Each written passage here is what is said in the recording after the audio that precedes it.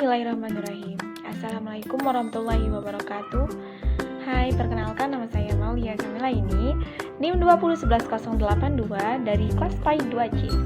Puji syukur kita panjatkan kehadiran Allah Subhanahu wa taala karena kita telah diberikan kenikmatan pada hari ini agar kita bisa beraktivitas seperti biasanya.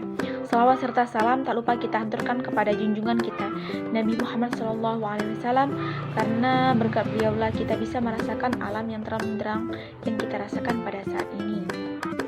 Baiklah, di sini saya akan memaparkan materi yaitu hadis tentang metode pendidikan Islam. Selanjutnya yaitu pengertian metode. Kata metode berasal dari bahasa Yunani. Secara etimologi, kata metode berasal dari dua suku perkataan, yaitu meta dan hodos. Meta berarti melalui, dan hodos berarti jalan atau cara.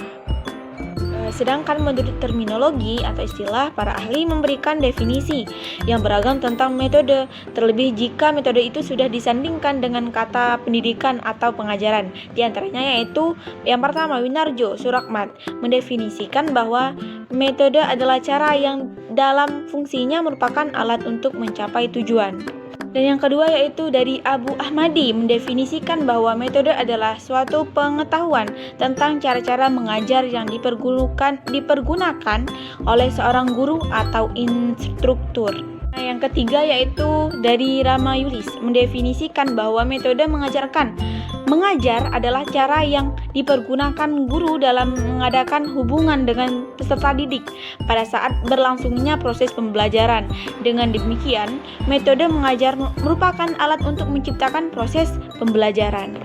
Nah, berdasarkan definisi yang dikemukakan para ahli mengenai pengertian metode di atas, beberapa hal yang harus ada dalam metode adalah pertama yaitu adanya tujuan yang hendak dicapai, yang kedua adanya aktivitas untuk mencapai tujuan, dan yang ketiga aktivitas itu terjadi saat proses pembelajaran berlangsung, dan keempat adanya perubahan tingkah laku setelah aktivitas itu dilakukan. Selanjutnya yaitu dasar metode pendidikan Islam. Dalam penerapannya, metode pendidikan Islam menyangkut permasalahan individual atau sosial serta didik dan pendidik itu sendiri. Untuk itu, dalam menggunakan metode, seorang pendidik harus memperhatikan dasar-dasar umum metode pendidikan Islam.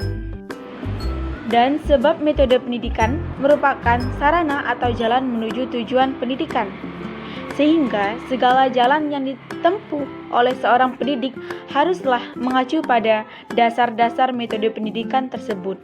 Nah, selanjutnya yaitu dasar metode pendidikan Islam. Itu diantaranya adalah dasar agamis, biologis, psikologis, dan sosiologis.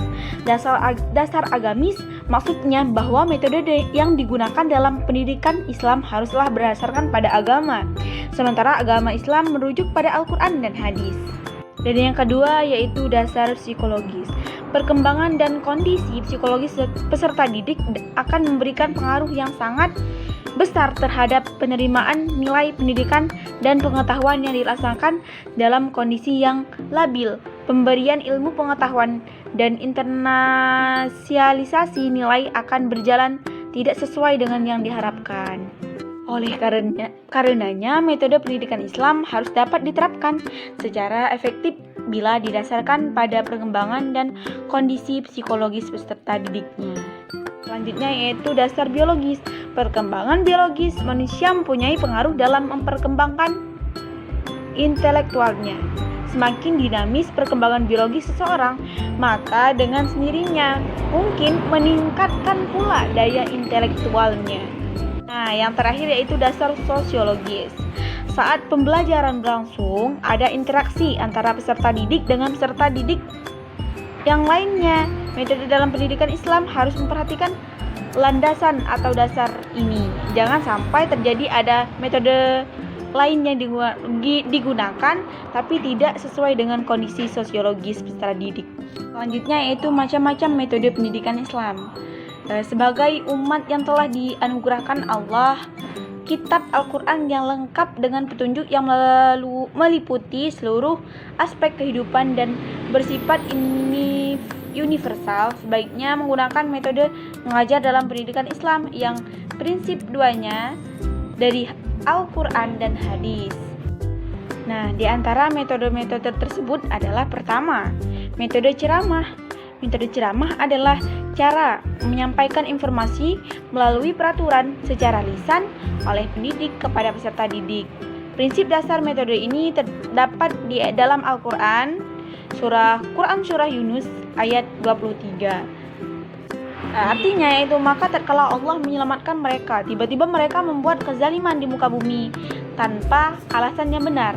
Hai manusia, sesungguhnya kezaliman akan menimpa dirimu sendiri, atau hasil kezaliman itu hanyalah kenikmatan hidup duniawi. Kemudian kepada kamilah kembalimu, lalu kami kabarkan kepadamu apa yang telah kamu kerjakan. Yang kedua yaitu metode diskusi. Metode diskusi adalah suatu cara penyajian atau penyampaian bahan pelajaran di mana pendidik memberikan kesempatan kepada peserta didik atau membicarakan dan menganalisis secara ilmiah guna mengumpulkan pendapat. Selanjutnya yaitu membuat kesimpulan dan menyusun berbagai alternatif pemecahan atau suatu masalah.